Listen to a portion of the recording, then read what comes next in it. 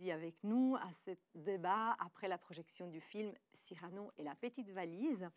Je suis ravie de vous accueillir à cette 14e édition complètement réinventée, complètement digitalisée.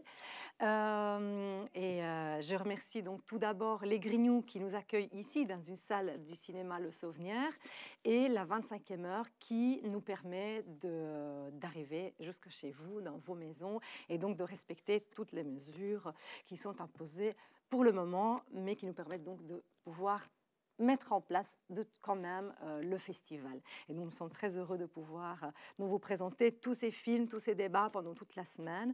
Je vous invite aussi à rester curieux, à aller voir d'autres films encore ce soir, demain, samedi, des émissions santé aussi, les fameuses opérations chirurgicales. Voilà, je vous invite vraiment à rester connectés au festival encore toute cette semaine et faire plein de découvertes. Avant de commencer le débat, je vais remercier donc le réseau Ressources et Doc qui soutient cette projection, et je vais aussi donc vous en parler un petit peu parce que vous ne le connaissez peut-être pas.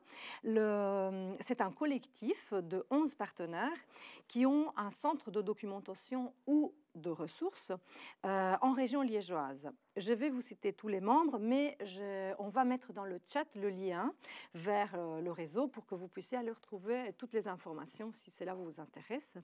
Donc, les membres du collectif sont le CALIF, le CAV, le CDGAI, le CEDS, le CLPS, le CRIPEL, le Centre culturel de Liège-les-Chiroux, plus particulièrement l'île aux citoyens, NADJA, Point Culture, le CIPS et les territoires de la mémoire. Les objectifs de ce collectif sont de favoriser et faciliter l'accès aux ressources et à la documentation sur des thèmes comme la santé, la société et la culture. Ils proposent des approches diversifiées et complémentaires, comme théoriques, pédagogiques et audiovisuelles. Le fait d'être en réseau leur permet donc de pouvoir mener des actions collectives, comme l'organisation du petit salon de la documentation et des outils pédagogiques, la création de dossiers documentaires communs et l'organisation de conférences et d'un cycle de présentation encore d'outils pédagogiques. Ils m'ont écrit un petit mot pour expliquer pourquoi ils soutiennent cette projection et le film de Marie Frappin. Et ils m'ont dit donc le réseau Ressources et Doc a choisi de soutenir le film car il aborde avec justesse, par le biais d'une activité artistique, plusieurs questions de société liées à l'accès au logement, au travail, aux soins et à la culture.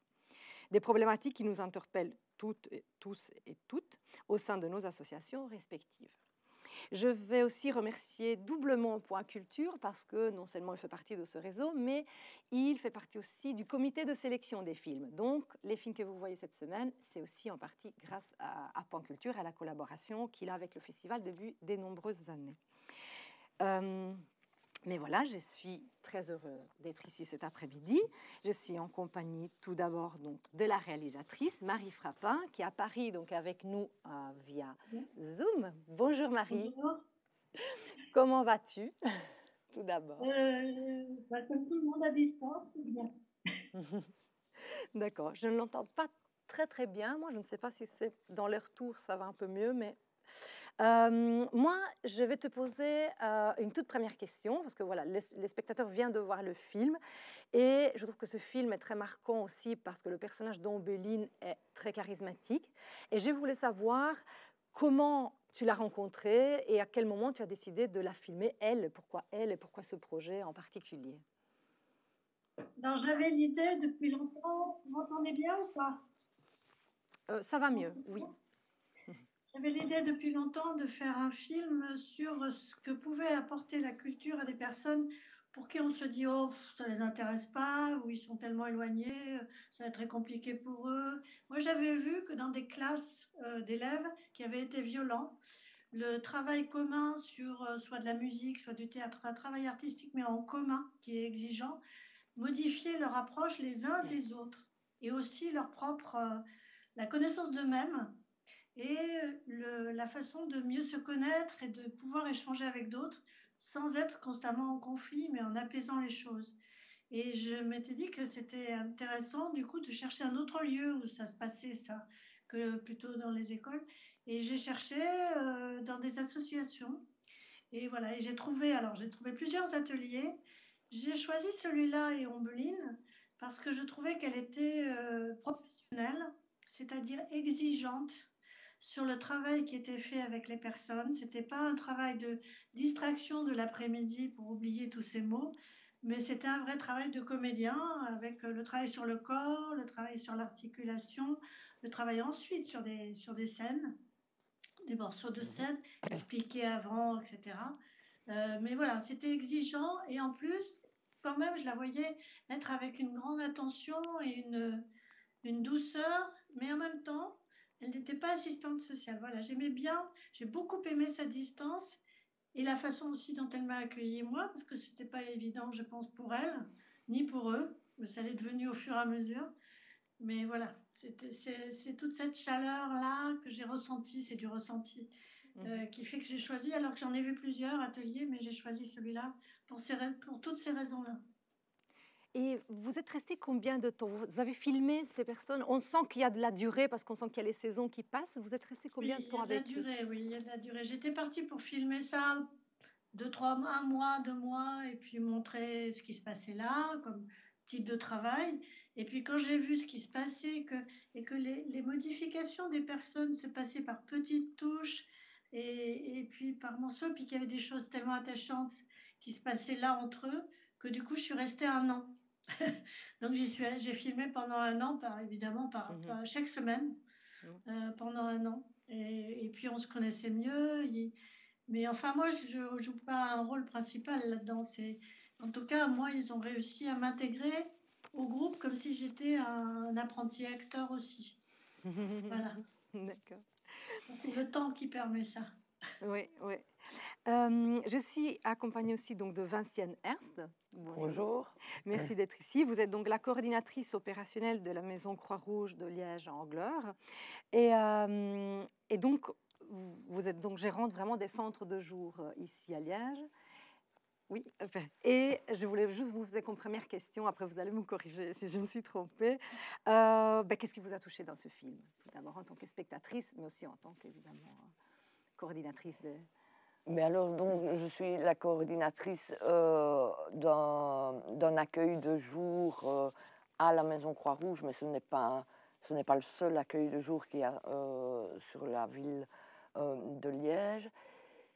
Et moi, ce qui m'a touchée dans le film, c'était justement le travail pendant 1 an, de pouvoir voir l'évolution des SDF, des acteurs finalement. Enfin, moi, tout un moment, on voyait vraiment très fort leur évolution, voir que la culture était importante comme on l'entend, comme culture pour se divertir, mais était aussi importante pour eux, pour se recentrer sur eux, penser à autre chose et leur permettre d'évoluer.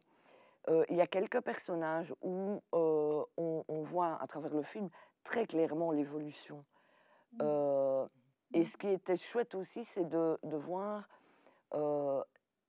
l'évolution de cet atelier et de voir que la comédienne qui gérait cet atelier avait vraiment envie de leur apprendre quelque chose. Et comme vous dites, c'est pas un petit atelier où on s'amuse.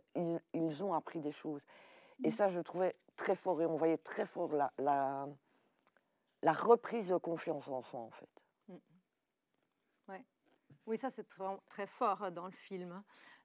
Cette confiance, ce soin de soi aussi qui revient grâce, en fait, aussi à tout le travail sur le corps qui est fait durant les ateliers.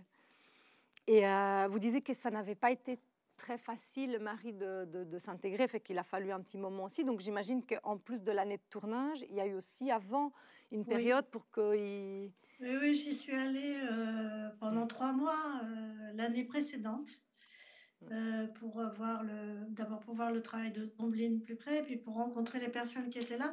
Mais c'était pas forcément celles qui allaient être là l'année suivante. Mais ça faisait rien. Ils savaient qu'il y avait cette idée de film ils étaient très inquiets sur le fait que ça soit une représentation de type, ce qu'ils avaient beaucoup dans le centre de jour. Ils étaient pas mal filmés par la télévision, mais sur des choses justement du centre de jour, Mhm. comment on se réchauffe la journée, comment pas sur l'atelier du tout, mais Mhm. ils avaient cette représentation d'être filmés comme un peu des bêtes sauvages qu'on donne en pâture, et puis ça changeait rien à leur vie, voilà. Donc ils étaient effectivement, c'est normal, ils étaient méfiants, et puis ils savaient que je venais aussi de la télévision, mais donc ils ne savaient pas comment moi je travaillais. Et petit à petit, c'est un peu en parlant. Puis j'ai pas demandé les autorisations de tournage tout de suite non plus. C'est-à-dire que j'ai voulu qu'ils apprennent à me connaître, ou de diffusion, surtout pas de tournage, mais de diffusion. Et que au fur et à mesure, je leur dis, est-ce que tu es d'accord pour que je montre ton image ou pas? Sinon, je ne les aurais pas montrées. Voilà, donc ça a été ça petit à petit. C'est vraiment une relation de confiance qui s'est tissée. Et je dirais même plus que de confiance, c'est une relation de... Ils étaient sûrs, à un moment donné, ils étaient sûrs que j'allais les respecter. Parce que quand ils demandaient que je ne tourne pas, parce qu'ils disaient des choses très personnelles ou autres, ils voyaient tout de suite que je descendais la caméra, et je le faisais de façon ostensible. Pour que, voilà, on a eu un grand... Et même, ils n'étaient pas contents si j'étais pas là après. Si j'étais malade, que j'avais une grippe. Ils me disaient, mais on a des choses, on aurait pu te donner des trucs pour le rhume. Enfin, c'était assez drôle. Mais ils étaient très attachants, Ouais. vraiment. Parce que tu tournais toutes les semaines, vraiment au même rythme que l'atelier? Oui, oui, toutes les semaines au même rythme que l'atelier. Oui, oui, j'étais là tout le temps. D'accord. Oui, oui, oui, parce que je ne savais pas ce que j'allais trouver. C'était tellement variable d'une semaine à l'autre. Et c'était important de montrer, lorsqu'il y en avait qui étaient là plusieurs fois et qui n'étaient pas là parfois pendant des mois, certains, du coup, d'avoir montré déjà cette évolution qu'ils avaient vécue eux, et puis d'autres qui arrivaient et qui commençaient aussi à s'intégrer au groupe, comment aussi elles faisaient pour qu'ils s'intègrent au groupe. Voilà, je sentais toute cette transformation qui se passait, mais par tellement petits bouts, par tellement petits morceaux, quoi, d'eux-mêmes.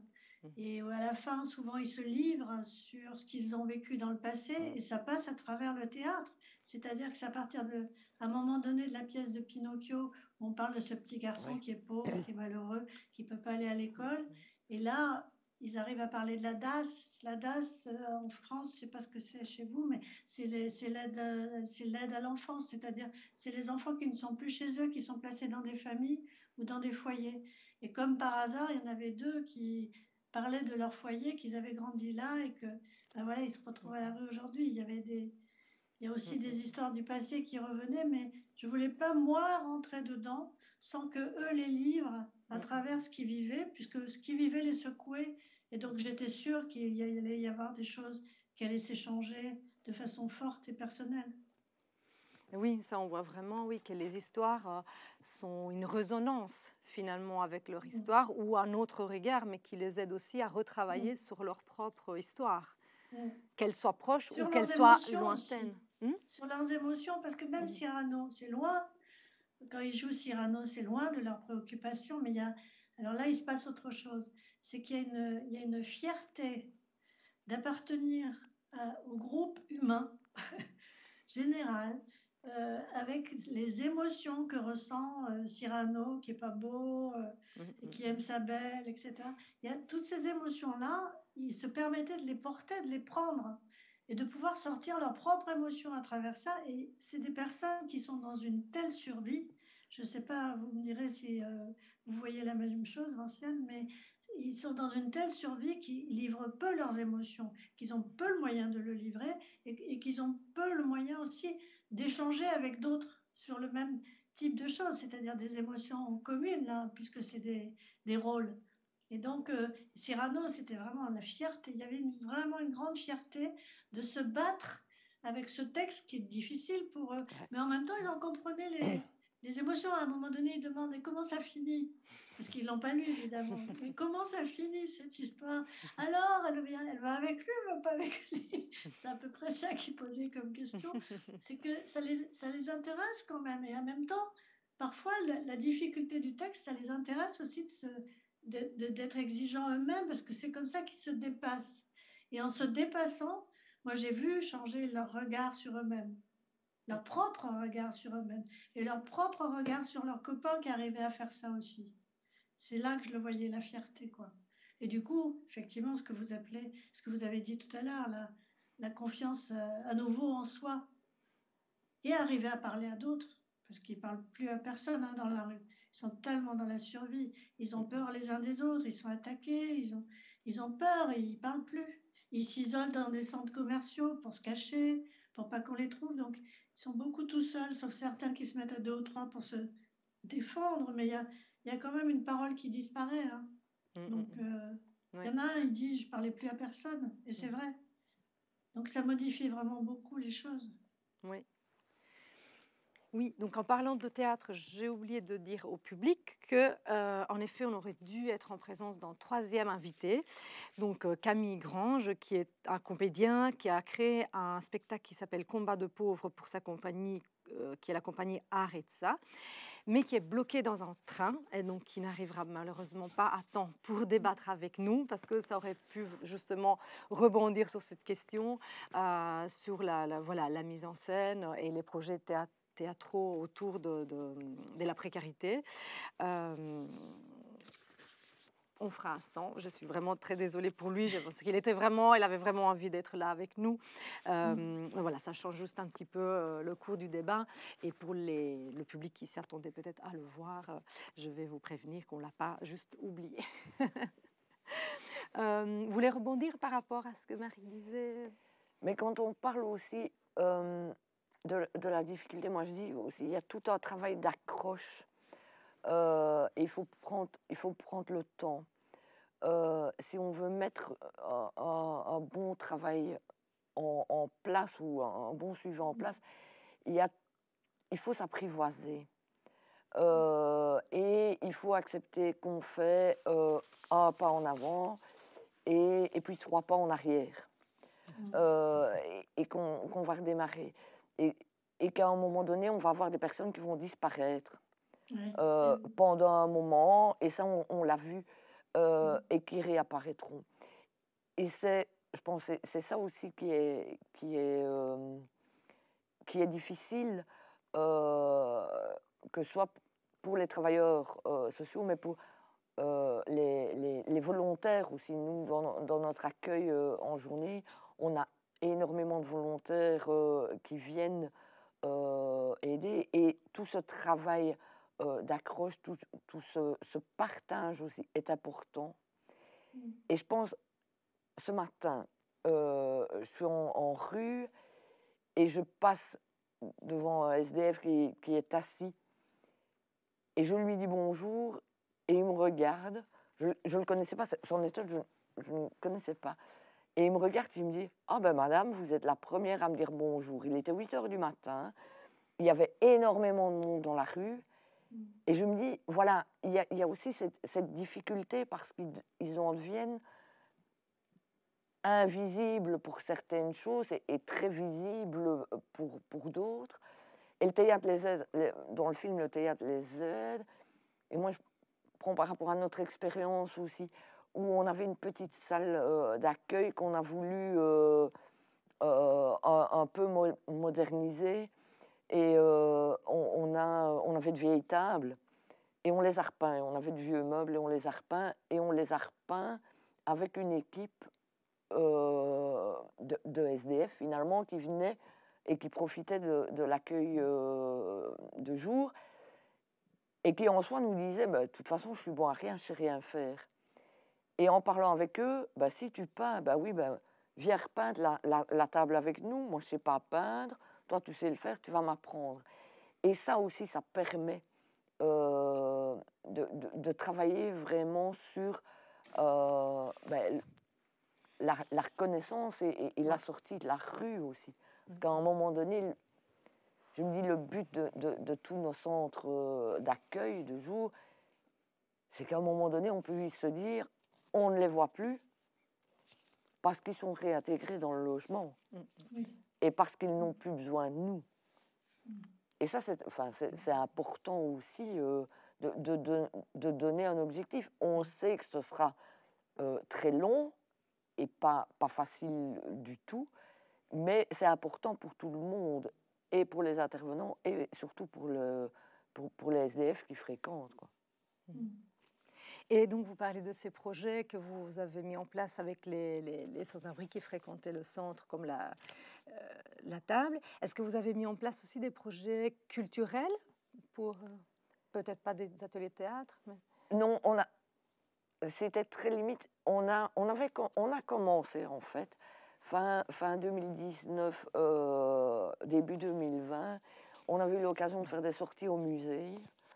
Et moi, je sais que les travailleurs qui sont revenus du musée étaient épatés d'avoir fait ça. On s'est dit, parce qu'il y avait un intérêt très clair, et c'était une exposition de photos, et la vision des personnes des volontaires et du public qu'on accompagnait était totalement différente de la photo, et ils en étaient revenus tous en se disant, tiens, c'est chouette, ça avait interpellé tout le monde, et c'était un groupe, on n'avait plus les travailleurs, les volontaires et le public qu'on accueille, on avait le groupe qui est allé à l'exposition, et ils en parlaient tous ensemble de la même façon. Et moi, à ce moment-là, on s'est dit, il faut vraiment qu'on le fasse. C'était début 2020, le confinement est passé par là, et on en est toujours à pouvoir les accueillir, mais dans des conditions assez strictes. Et moi, très clairement, j'aspire à pouvoir remettre des activités en place, et même chez nous, on avait une gestion collaborative, je dis participative, de l'accueil, où il y avait les machines à café, et donc tout le monde participait au café, tout le monde participait à faire la vaisselle, à la gestion même de l'accueil. Ça permet aussi d'être beaucoup, je trouve en tout cas moi, beaucoup moins violent. Quand on est dans l'action, quand on a une activité comme le théâtre ou comme d'autres choses, les jeux de société, les jeux de cartes, on est moins dans la violence, parce qu'on ressasse moins ses problèmes, on pense à autre chose pendant un moment donné. Et je pense que là, comme on fonctionne à l'heure actuelle, ça devient difficile pour tout le monde, parce que ça ne permet pas de penser à autre chose aussi. Oui. Et alors, là, c'est un travail d'équipe aussi, là, Emmaüs. C'est-à-dire qu'en fait, c'est un centre de jour où il y a des accueils d'assistantes sociales, des accueils de psychologues, de médecins, et puis le lieu où effectivement on se réchauffe l'hiver, on lave son linge, on prend des douches. Et c'est pour ça que c'est possible aussi de les préparer à se dire que oui, on va descendre, franchir cette porte qui n'est pas si facile que ça à franchir, pour pouvoir se risquer à faire du théâtre, parce que c'est risquer son apparence par rapport aux autres, se risquer à donner sa voix. Et c'est vrai que c'est important que là-haut, il y ait autre chose, effectivement, qui prennent en charge les problèmes du quotidien. Mais là, à cet endroit-là, j'ai vraiment ressenti ça aussi, que c'était un cocon. C'était un endroit où ils pouvaient aller, ils savaient que ça serait bienveillant, qu'il y aurait ce moment où on parlera ensemble autour du café, et qu'en même temps, on allait travailler vraiment sur des choses qui sont grandes et qui donnent le sentiment que chacun est aussi autre chose que ce qu'il est comme ombre dans la rue.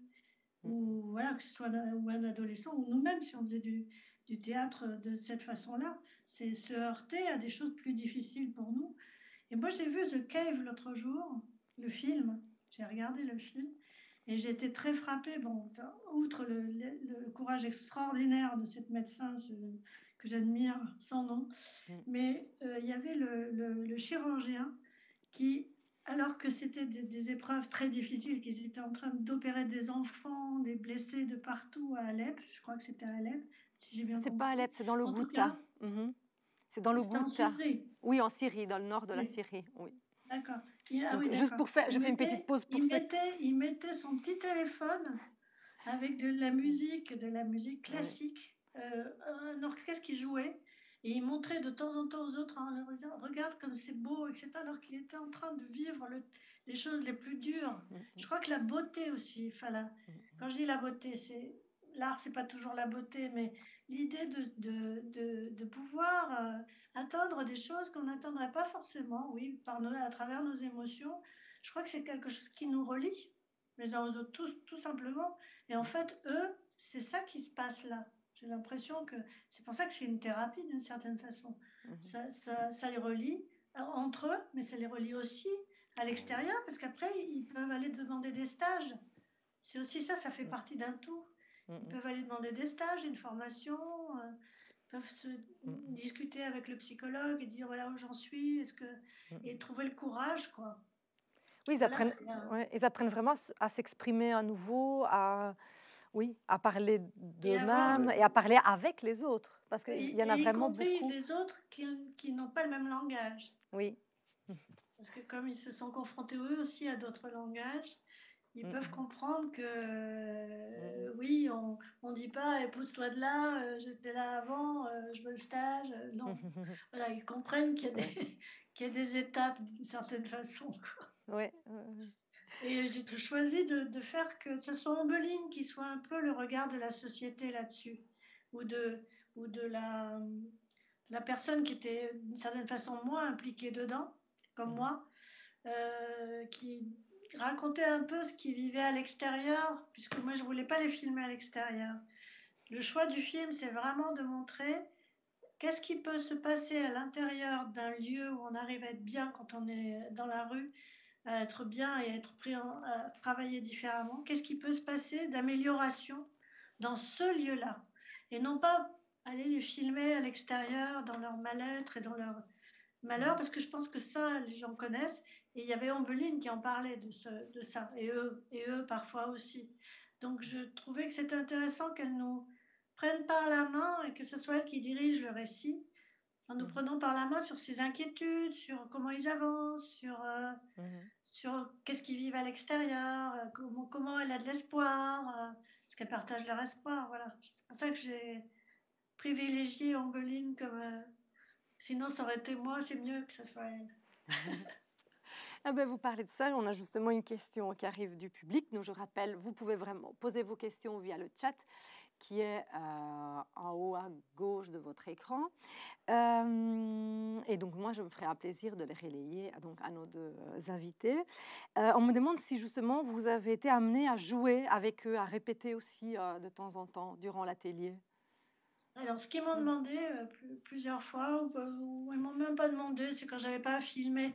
Parce que le travail sur le corps, je l'ai filmé une fois, 2 fois, enfin 10 fois, je savais que j'en avais assez et qu'il n'allait pas se passer quelque chose de différent ce jour-là et que je refilmerais 2 mois après.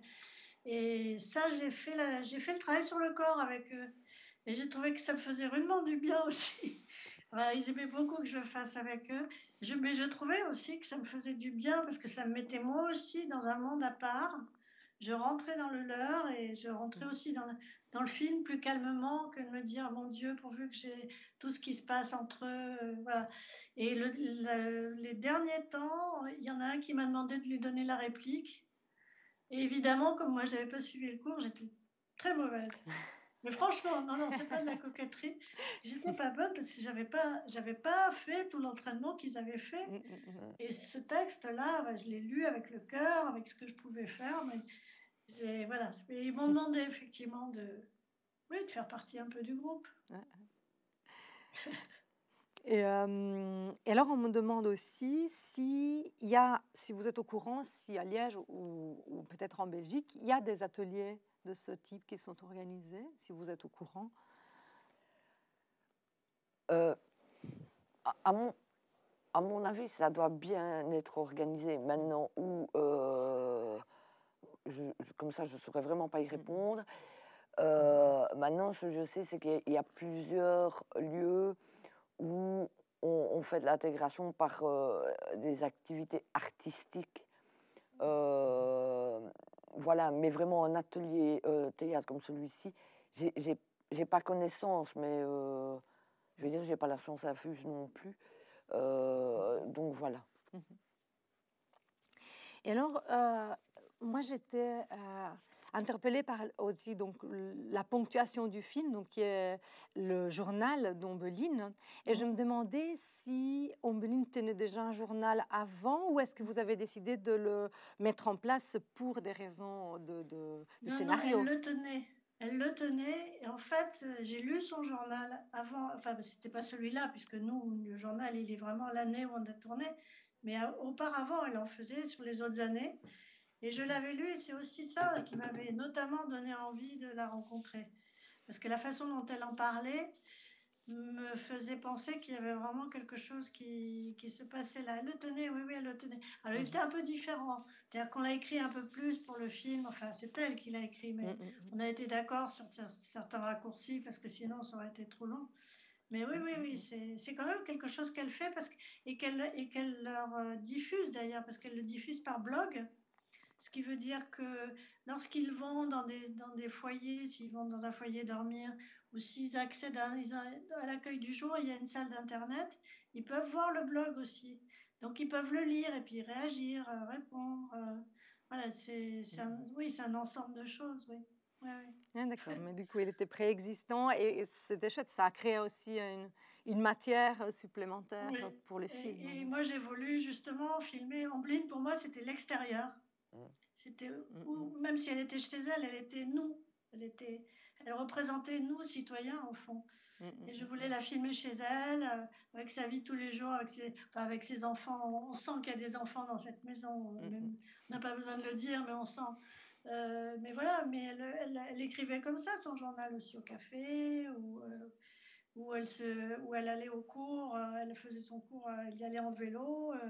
Ben voilà, mais c'était pour moi, c'était notre existence à nous, ordinaire, et justement extérieure, et eux, par contre, dans une espèce de grotte protectrice.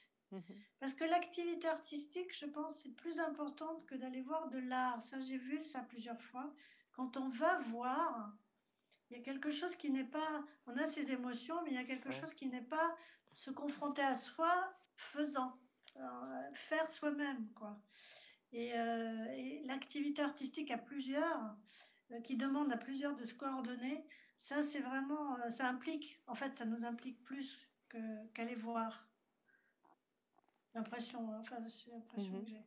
Oui, merci.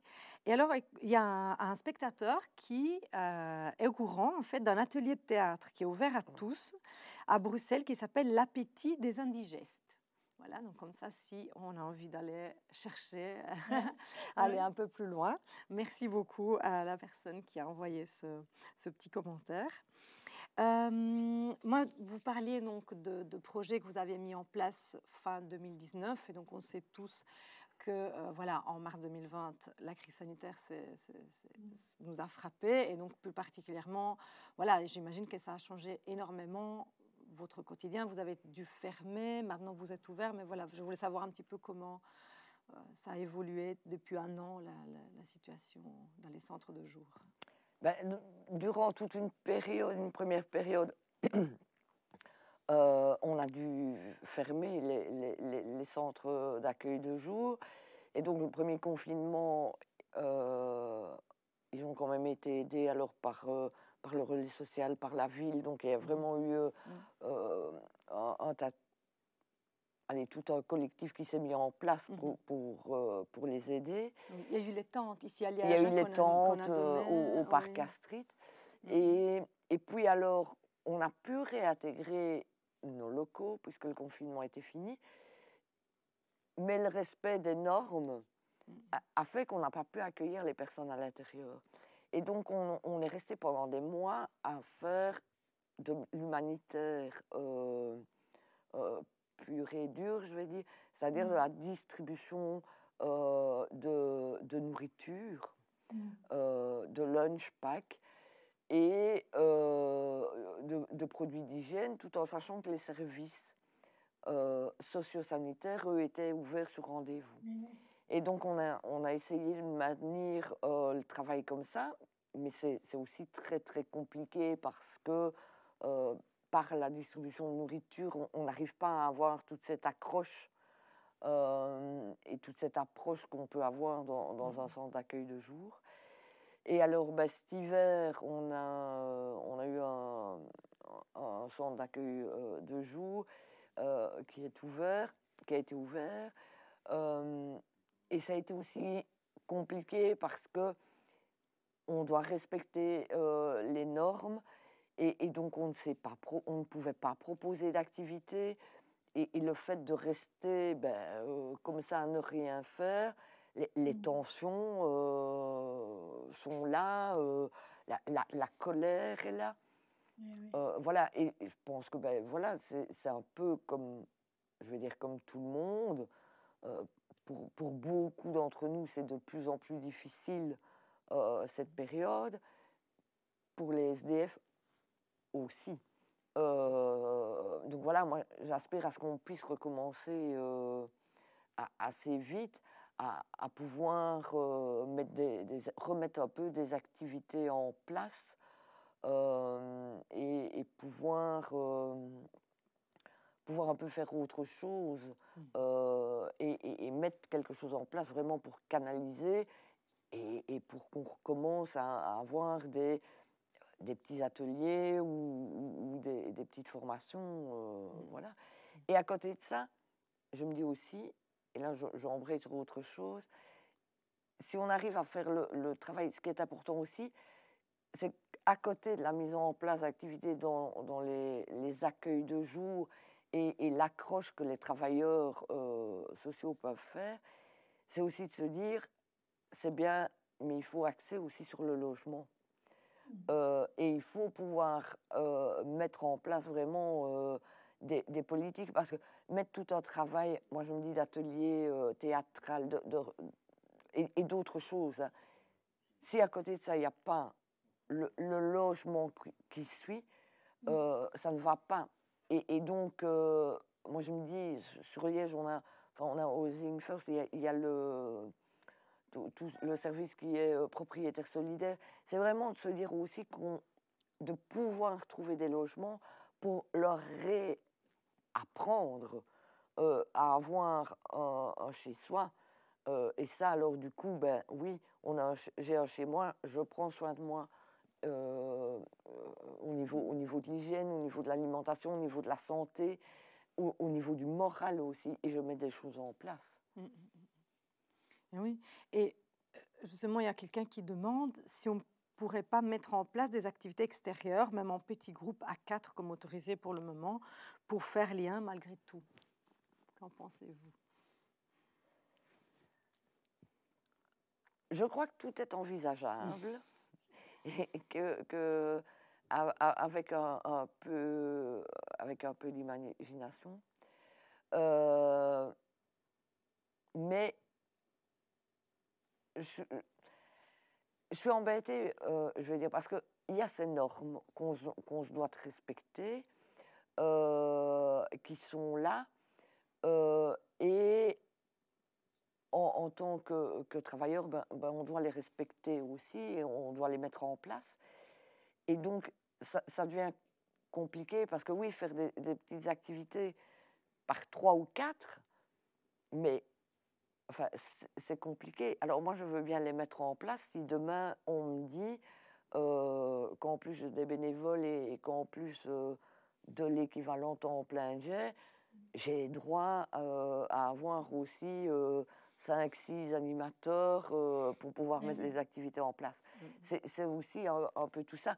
Maintenant, je pense aussi qu'on doit jouer, et moi ça m'a marqué très fort, c'est la solidarité des Belges pendant toute cette crise. Parce qu'on a eu énormément de personnes qui étaient au chômage, ou qui étaient considérés comme métiers non essentiels. Et je pense à des personnes comme des restaurateurs, des personnes qui travaillent dans le secteur culturel qui est fermé et qui se sont proposés comme volontaires pendant cet hiver, en disant on ne sait pas combien de temps on va pouvoir rester, mais nous on veut venir en aide. Et donc je pense qu'on doit souligner cette solidarité qui est là, mais il faut aussi pouvoir encadrer toutes ces personnes Et donc, pour faire l'encadrement, il faut avoir aussi les moyens. Quoi. Oui, Et un peu d'expérience. Aussi. Parce que c'est pas si simple quand même. Oui. C'est pas si facile, quoi. Oui, j'imagine, parce que c'est pas comme faire un atelier théâtre avec des personnes qui veulent faire du théâtre et qui sont motivées par le théâtre. Parce qu'on voit que parfois, elles doivent aller les chercher un peu dans leur retranchement. Et puis ils ont quand même, comme décrit l'ancien, c'est-à-dire ils ont quand même des histoires compliquées à l'extérieur, de survie. Et ils sont encore plus, alors c'est vrai qu'avec cette situation-là de Covid, etc., ils sont encore plus fragiles, quoi. Ils sont très fragilisés dans la rue. Donc l'atelier continue là, hein. Il continue avec masque. Oui, j'allais vous le demander. Oui, il continue avec masque, et 6 maximum. Donc 5 en plus d'Ambeline. Avec masque, et voilà. Donc, je lui ai posé la question, elle continue. C'est pas facile, enfin, c'est le même lieu, puis il y a il y a effectivement des équipes qui restent et qui sont permanentes. Hein. C'est plus gros, c'est Paris, donc c'est plus gros, quoi. C'est sûr que c'est une structure importante, quoi. Et du coup, ça continue, oui, mais l'accueil de jour, il continue, mais avec 4 personnes par 4 personnes, effectivement, c'est beaucoup des ils se sont beaucoup repliés comme vous, sur les distributions de repas. C'est sûr qu'organiser des choses en ce moment, c'est quand même. Et par contre, il faut utiliser les bénévoles de la culture, là. Ils peuvent faire des choses. Parce que ces gens dans la rue, on croit qu'ils y sont tous depuis longtemps, depuis tout le temps, etc. Alors, il y en a certains qu'on voit dans le film là, qui sont depuis longtemps, mais il y en a plusieurs, c'est juste un divorce, une perte de boulot, plus de repères assez vite, ou des histoires de drogue dans le passé, ou des histoires de étrangers, papier aussi. Oui, on voit que c'est aussi parfois des histoires de c'est papier. Oui, ce ne sont pas forcément des personnes qui sont dans la rue depuis 10 ans et qui veulent pas qui sont maintenant en très grande difficulté pour en sortir. Alors qu'il y a des gens qui viennent en cours de route. D'ailleurs, Mohamed qui vient à un moment donné dans le film, il est jeune, il a 28 ans, quelque chose comme ça. Il a fait déjà un boulot, il a voulu changer de boulot et du coup, il a tout perdu. Il a perdu son logement, il n'a pas voulu alerter sa famille, donc il s'est retrouvé tout seul, isolé, etc. Bon, et petit à petit, alors après, maintenant, il a eu à nouveau un stage, il a refait une formation et ça va, ça roule. Mais il y a des gens qui ont des accidents maintenant dans la vie.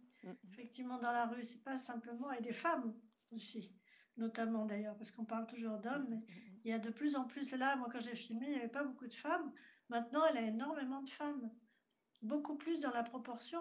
Ils sont à peu près, elles sont à peu près 60% de femmes et 40% d'hommes à venir à l'atelier. Ouais, donc c'est très, l'évolution a été forte là. Mais oui. Et vous avez eu des nouvelles des participants de l'atelier? J'imagine qu'avec certains, vous avez peut-être gardé le Alors, contact. il y en a certains, alors oui, j'ai des nouvelles. Bon, je sais que Mohamed, là, voilà, il a fait un stage, il voulait faire de la cuisine, il fait de la cuisine. Je sais que, alors Gégé, vous savez, Gégé qui a du mal à faire les exercices, j'aime beaucoup Gégé, il est très, très attachant, vraiment. Et puis lui, alors là, il est âgé, hein, donc c'est quelqu'un qui a 68 ans. Donc, et 68 ans avec la rue pendant 15 ans, donc il est quand même assez fragile. Il a attrapé la Covid dans la rue. Il a été soigné à l'hôpital et il a eu quand même pendant 2 mois, il était sur un fauteuil roulant, etc. Maintenant, il remarche et il a repris sa vie avec ses points de repère à l'endroit où il était avant, dehors, mais là où il était avant, il va dans le même centre de jour, il a ses points de repère, ses copains, la maraude qui s'occupe de lui. Enfin bon, voilà, malheureusement que quelqu'un comme ça soit encore dans la rue à son âge, je trouve ça, effectivement, le logement quand même pour des personnes âgées, ça me semble vraiment important de pouvoir faire le maximum là-dessus, quoi. Et sinon, les autres, ben non, on les perd. Alors Jean-Luc, il vogue d'un coin à l'autre, hein. C'est des personnes qui changent de ville, qui vont un peu se faire protéger dans un centre, puis qui vont dans un autre. Il y a celui qui est parti dans le sud, là, c'est Jalal. Il est parti dans le sud, et lui, il a eu un boulot donc, dans un centre Emmaüs qui est Défi, enfin dans une communauté Emmaüs, et il s'occupait d'ordinateurs, alors que, parce qu'il est quand même ingénieur informaticien, lui. Donc il s'occupait de réparer des ordinateurs, on a utilisé ses capacités. Voilà, et lui, je pense que lui, il a eu suffisamment de fiches de paye pour pouvoir avoir le droit de travailler, et après, bon, vu son diplôme, il pouvait prétendre à une vie meilleure, quoi. Lui, c'était un problème effectivement de papier, quoi. Papier. Donc, dans l'ensemble, alors il y a Marvin aussi. Marvin, c'est celui qui lit le texte sur la Méditerranée et qui écrit des textes. Alors lui, il a fait un parcours vraiment étonnant. Lui, je le suis pas mal parce qu'on a fait pas mal de débats ensemble où il racontait ce qu'il avait vécu là, et joliment en plus, parce que comme il écrit, il disait l'enfer de la rue, je ne sais plus comment il le dit, parce que, bon, bref, il écrivait des textes assez beaux là-dessus. Et donc lui, il a fait des études, il a eu un logement. Alors voilà, il a eu un logement de SAMU social en urgence de à peu près 8 mois. Et du coup, il a réussi à écrire, il a réussi à s'inscrire à la fac. Il va à la fac, il continue là encore, il fait une licence de lettres modernes et il continue à écrire, et il écrit bien mieux aussi, il a fait des progrès formidables. Après, il a eu un petit boulot dans une revente de vêtements solidaires, donc il fait ça. Et il était même responsable de tout le textile là-dedans. Donc, il a fait ça et il a trouvé une formation parce qu'il a réfléchi beaucoup à ce qu'il allait faire à long terme. Ça ne suffisait pas comme ça. Il s'est fait aussi soigner beaucoup pour son dos parce qu'il était quand même très, très, très abîmé. Il s'est fait soigner petit à petit, tout ça. Et il a trouvé une formation qui a été acceptée pour être une aide à l'insertion pour les autres personnes qui étaient dans la même difficulté que lui avant. Donc c'est pas mal parce qu'il connaît les tenants, les aboutissants à la fois administratifs, mais aussi c'est quelqu'un qui est capable de remonter le moral à une troupe. Marvin, il a toujours, il a une force intérieure, et puis il a gagné en force là. C'est formidable, hein, vraiment. Et lui, il a travaillé avec la Maison de la Poésie à Paris, qu'il a fait venir, il a lu ses textes. Il a su se lier aussi à d'autres groupes qui appartenaient à ce qui lui plaisait, l'écriture, quoi. Et puis, il a trouvé petit à petit, il va trouver un boulot, quoi. Enfin, là, il a un peu de problème de papier, donc on ne sait pas encore s'il est tiré d'affaire, mais c'est pas certain. Donc, on est en train d'essayer de bouger là-dessus. Ça serait vraiment dommage parce qu'il a fait un tel parcours. Moi, je l'ai vu en 5 ans, quoi. Je l'ai vu vraiment se transformer, puis se construire, voilà, construire. Et sortir de la rue. Il est sorti de la rue pour l'instant. Voilà. Maintenant, il a un petit logement, mais s'il n'a pas ses papiers, ben, il n'aura plus rien. Voilà, j'ai beaucoup de questions, donc je dois quand même un peu choisir.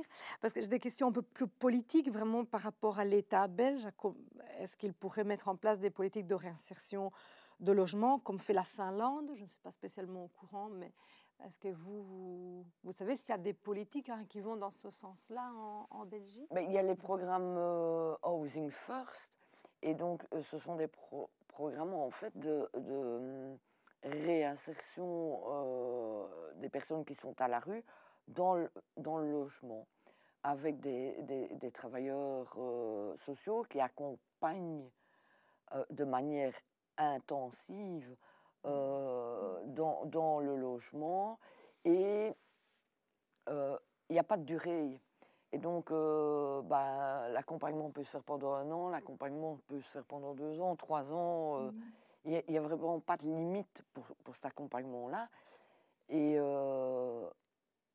c'est des programmes qui en Finlande, en effet, et en Belgique, montrent aussi, à l'échelle de la Belgique évidemment, mais montrent aussi leur, le côté positif, quoi. Parce qu'il y en a quand même beaucoup qui restent dans leur logement et qui parviennent à s'en sortir grâce à cet accompagnement qui est, je ne vais pas dire, enfin, presque pour certains quotidien, hein, à certains moments. Et donc, voilà. Et c'est vrai que moi, tantôt je parlais du logement. où je me dis on peut mettre les meilleures choses possibles. Si on n'a pas de logement, ça n'ira enfin, ça n'ira pas. Voilà. Et nous, service d'accueil de jour, ben, ce qu'on essaye de faire, c'est vraiment aussi d'accrocher les personnes pour qu'elles continuent à venir chez nous, qu'on puisse les aider dans la remise en ordre de leurs papiers, rechercher une formation, les accompagner aussi dans leur démarche, parce que c'est compliqué aussi. À partir du moment où je ne sais pas ce que je vais manger ce soir et où je vais dormir ce soir, respecter un rendez-vous chez le médecin ou avec une assistante sociale pour des démarches, c'est juste pas possible. C'est juste pas possible. On est dans la survie, et la survie est le principal à un moment donné, c'est je mange quoi, je dors où. Et donc il faut vraiment qu'on puisse accompagner les personnes pour dépasser ces besoins de survie, pour pouvoir aller plus loin en fait. Mais oui. C'est sûr, hein. C'est quand même... Parce qu'on croit que c'est simple comme ça, oui, si on trouve un logement, mais si vous avez vécu dans la rue longtemps, bah, vous ne savez plus gérer un logement, vous ne savez plus gérer vos propres vêtements, même, c'est compliqué, hein. Donc, il y a des maladies qui s'installent là-dedans aussi. Voilà, ce qu'on voit dans la rue, quoi. Donc, c'est vrai, je comprends très bien ce que dit Vinciane, c'est compliqué. Le théâtre, là-dedans, c'est peut-être cette aide à quand même avoir le courage d'aller justement au rendez-vous de l'assistante sociale. Le courage d'aller tenir un rendez-vous chez le médecin, parce qu'on a repris un peu de force là. Voilà, c'est un peu, je le situerais un peu dans tout ça, dans un maillage en fait, dans un maillage. Et je me dis, je rebondis, mais c'est compliqué. Et à côté de ça, quand je vois ce qu'ils apportent aussi, et il y a des fois où je me dis, waouh, ta vie est compliquée, tu ne sais pas quoi, et tu arrives quand même encore à rire de certaines choses, à mettre en place certaines choses. Voilà. C'est touchant, je trouve. Oui, par exemple, quand Jean-Luc il arrive avec un livre il dit j'ai trouvé des livres de poésie pour toi. C'est des petits miracles, quoi. Franchement. Quand il dit oui, chez moi, parce qu'il a eu une chambre de secours à un moment donné dans un foyer, ça a duré 3 mois parce qu'il s'est fait renvoyer après. Mais enfin bon, il était là 3 mois, il avait une armoire avec visiblement un miroir. Il dit je répète les textes tous les jours devant. Bon, tout ça, ce sont des petites choses, mais ce sont des petits miracles. Et oui, ça me fait penser. Voilà, il y avait une question qui était passée tout à l'heure, que je n'ai parlé, qui parle justement du fait que le théâtre peut être un refuge. Il parle quelqu'un, à un moment donné dans le film, du fait que c'est un refuge. Et donc, il dit, est-ce que l'atelier serait un premier refuge, une première étape, avant d'en trouver un autre? Les quoi seraient un refuge? L'atelier théâtre. Ah, oui. Et donc, que l'atelier théâtre est un refuge aussi, un premier refuge pour soi avant de pouvoir aller en chercher un à l'extérieur. Moi, je pense que c'est un refuge psychologique. 2 heures, il ne faut pas non plus rêver, mais c'est un refuge psychologique pendant 2 heures où on sait qu'on ne va pas être jugé, où on sait que tout le monde va être bienveillant, et ça, elle y veille beaucoup. Dès qu'il y a des disputes, on le voit dans le film, elle remet tout le temps sur le travail pour justement éviter le conflit qui est parfois là, sourd, mais qui est parfois là réellement. Donc, il y a ça, je pense qu'ils peuvent, comme ils sont centrés sur eux sur le plan physique et émotionnel, mais en même temps, ils posent leur valise parce qu'ils ne sont pas dans leurs soucis là, pendant ce moment-là. Et puis, c'est des textes éloignés d'eux, ou en tout cas, il faut travailler. Donc, du coup, ils posent ils posent leurs soucis pendant 2 heures. Et je pense que ce que ça leur donne, quand même, c'est ils ont une force quand ils sortent. Alors, après, c'est ce que dit Omblin, ça dure pour certains une semaine, pour deux, un mois, pour deux, ils auront de la force pour un peu plus de temps et effectivement aller au-devant de solutions ou de chercher en tout cas autre chose que la survie. Et il y en a, voilà, c'est différent chacun, mais elle dit ils rechargent leur batterie, je suis d'accord, c'est ce que je voyais, ils rechargent leur batterie pour ne pas être simplement dans la survie.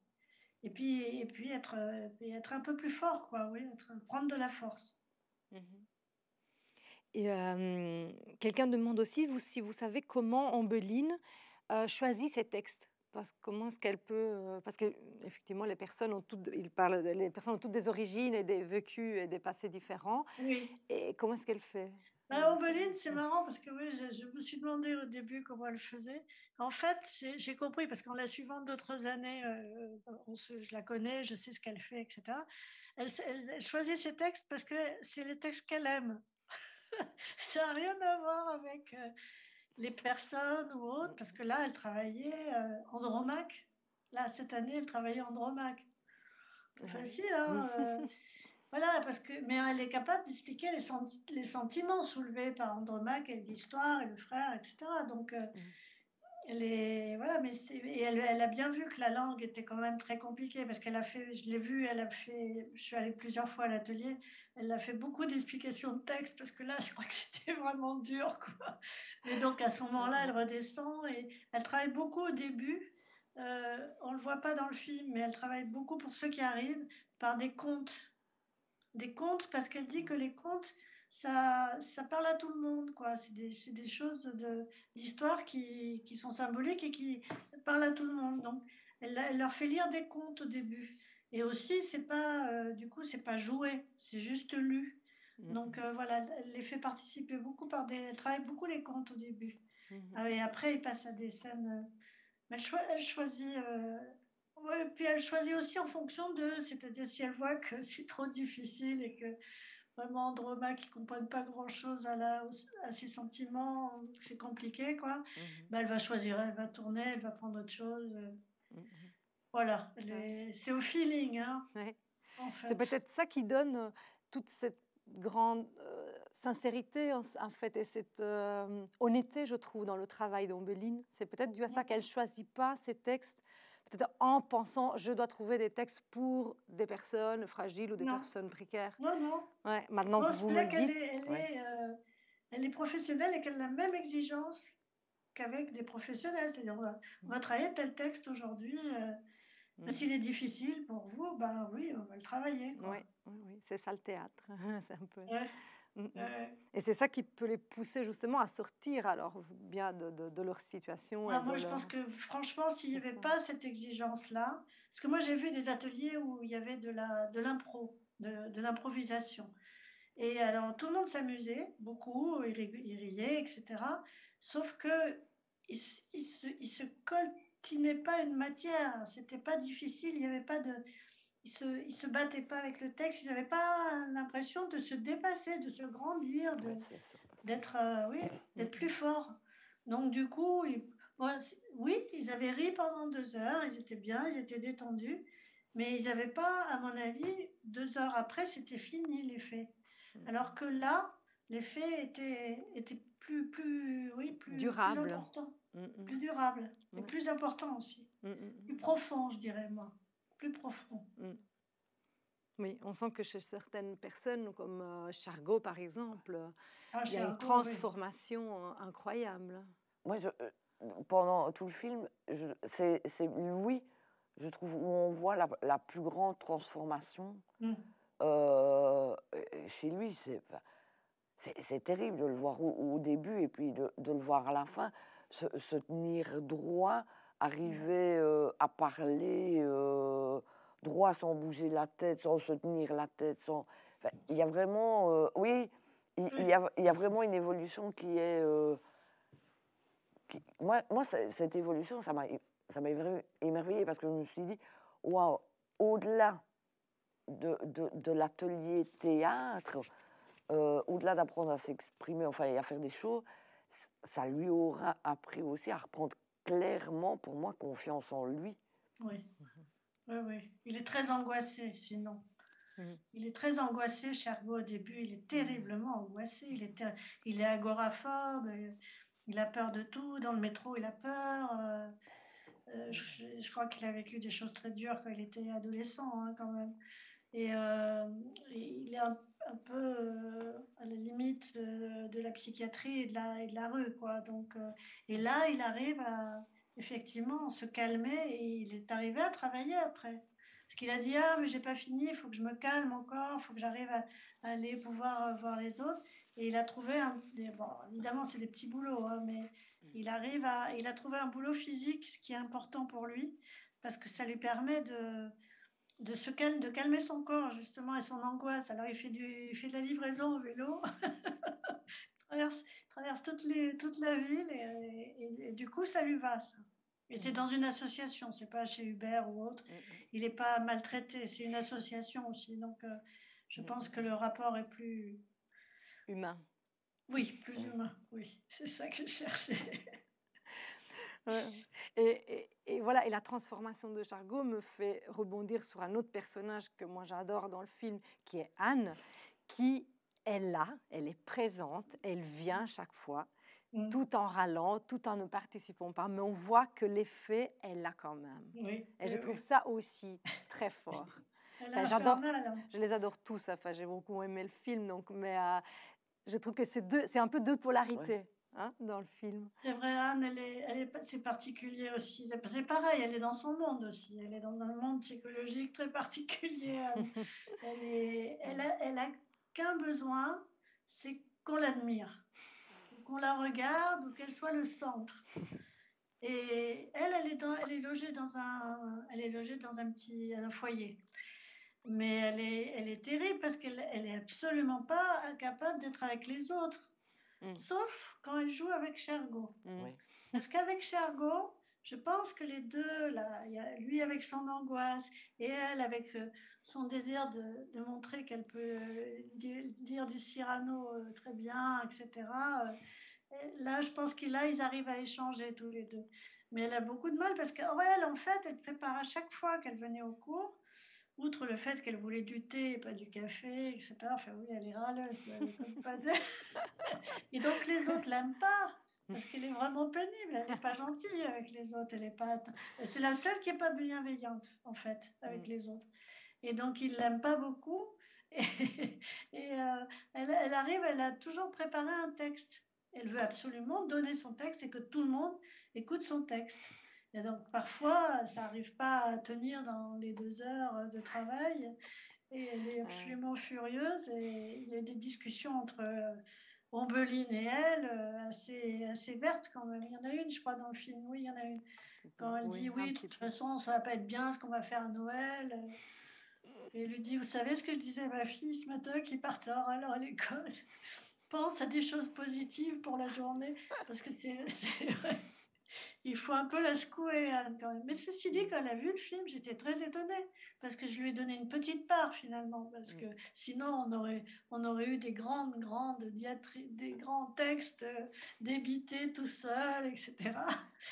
Mais donc, elle est là de temps en temps, et quand elle se voyait à l'écran, alors que parfois, c'était pas forcément flatteur non plus, eh ben, elle était aux anges et tout, et elle adorait se voir, et voilà, elle l'a perçue comme ça. Donc, elle était encore contente parce qu'elle était dedans. Alors, en fait, elle n'a pas tellement bougé quand même. Mais elle n'a pas râlé sur le film, alors? Ah non, pas du tout. Non. Puis elle a même donné son vrai nom pour donner l'autorisation, ce qui n'était pas gagné au début, parce qu'elle donnait un faux nom, évidemment.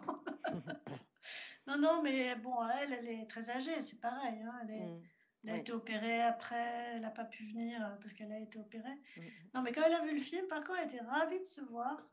Elle était contente parce qu'elle existait devant tout le monde. Oui. En fait, elle continuait son bonhomme. Moi, je trouve que c'est celle qui a le moins bougé quand même. Elle continuait son bonhomme de chemin. Oui. voilà, on voit avec la ça. même obsession Ouais. d'être d'elle-même, quoi. Mais comme tout, j'imagine, ce n'est pas une solution universelle. On voit que ça a beaucoup d'impact sur beaucoup de personnes, Oui. mais voilà, on ne peut pas non Oui. plus. Ben oui. Mais Oui, on arrive tout je veux doucement à dire, la fin. on travaille avec des humains. Oui, Et donc, la solution universelle, on ne la trouvera jamais. Il faut une solution individuelle pour chaque personne. C'est vrai que c'est compliqué à mettre en place, mais voilà. voilà, je ne voulais pas vous interrompre, mais voilà, on arrive tout doucement à la fin. Ça fait plus d'une heure qu'on parle. On pourrait rester encore ici des heures. Je trouve ça vraiment très intéressant. Je vais juste vous lire. Il y a des compliments qui arrivent dans le chat, donc des compliments pour ton film, Marie. On me dit que c'est un film nécessaire. Merci à la réalisatrice, à toute l'équipe. Merci à Ambeline. Il y a quelqu'un qui dit qu'il a eu l'occasion de participer à un atelier pour public précarisé et qu'il trouve ça très bénéfique. Il dit qu'à Liège, il y a peut-être la possibilité de faire un partenariat parce qu'il dit qu'il y a une grande richesse théâtrale. Voilà, donc peut-être qu'avec avec tout ça, on peut peut-être se dire au revoir. Merci beaucoup. En tout cas, merci au public aussi, alors. Oui, merci au public. Merci Vinciane. Je remercie quand même Camille qui a essayé d'être ici, même si voilà, j'espère qu'il pourra revoir donc l'enregistrement en tout cas du débat. Moi, je rappelle à nos spectateurs que ce film va être reprogrammé sur RTC ce dimanche soir. J'ai oublié l'horaire, mais ça va être autour de 20h. Donc si vous avez aimé, vous avez envie que quelqu'un d'autre le voit ou vos collègues, vous pouvez donc le revoir sur RTC dimanche soir. Et je vais vous donner rendez-vous pour d'autres films avec des rencontres avec des réalisateurs, comme on a fait aujourd'hui avec Marie. Et donc vendredi demain à 14h, nous avons un film qui s'appelle Des insectes dans l'assiette. Donc on parle de l'insecte comme aliment hein, pour les humains. Et donc Remy Rapp sera là. C'est Remy Rapp qui a déjà été sélectionné avec un film précédent à Images Santé. Donc nous sommes très contents de le réinviter cette année. Et toujours demain soir à 20h30, Petit Samedi, un film qui nous vient de la région de Charleroi, qui est un film très personnel, très particulier. C'est presque une histoire. Ça se suit comme un film de fiction. Donc je vous suggère de le voir si ça vous intéresse. Et ça parle aussi d'un problème familial et d'addiction. Et de la relation de cette personne, de ce Petit Samedi qui a quand même 40 ans avec sa mère. Et ils sont filmés par leur sœur. Donc c'est vraiment un film familial et il est très très beau, très puissant. Je vous invite aussi à être curieux et peut-être à vous inscrire déjà à la soirée de clôture qui sera en ligne samedi à 20h. Dont on ne sait toujours pas quel est le film gagnant. Donc, la séance est gratuite. Vous pouvez déjà vous inscrire sur la 25e heure et découvrir donc la cérémonie de clôture plus le film gagnant ce samedi. Voilà, encore pas mal donc, de rendez-vous au Festival Images et Santé. Merci d'être avec nous. Merci encore les Grignoux, la 25e heure, le réseau Ressources et Doc. Et à très bientôt. Merci. Merci, au revoir. Merci, au revoir. On n'est pas obligé d'être figé, on nous voit, ça fait un peu. Oui.